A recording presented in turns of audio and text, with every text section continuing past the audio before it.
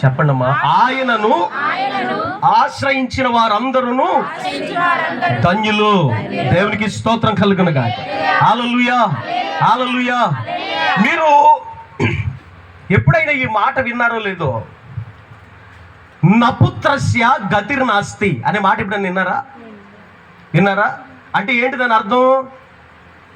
విన్నాను అయ్యగారు, అంతే, నాకు అర్థాలు అడగండి మీరు అంటారా? దేవునికి స్తోత్రం కలుగునుగా. హల్లెలూయా. చెప్పండి. నపుత్రస్య గతిర్నాస్తి అంటే పుత్రుడు లేని వాడికి నరకము తప్పదు. అంటే పుత్రుడు లేని వాడికి గతి అనేది లేదు, గమ్యం అనేది లేదు.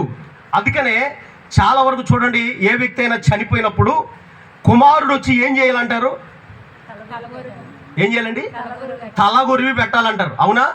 తలగొరివి పెడితేనే ఆ వ్యక్తికి, చనిపోయిన వ్యక్తికి ఏం కలుగుద్దంట?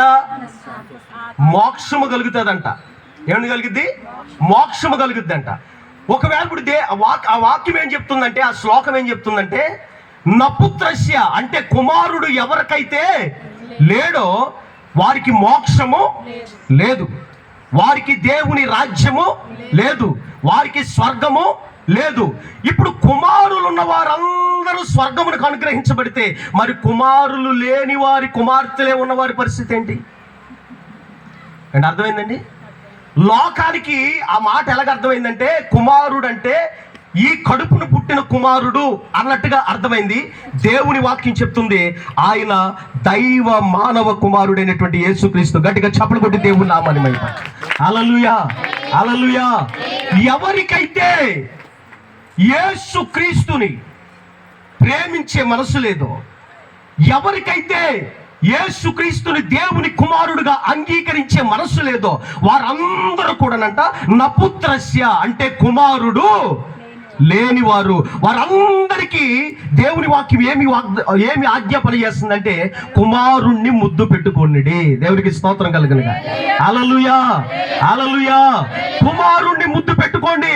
లేని ఎడల ఆయన ఏం చేస్తాడంట? కోపిస్తాడంట.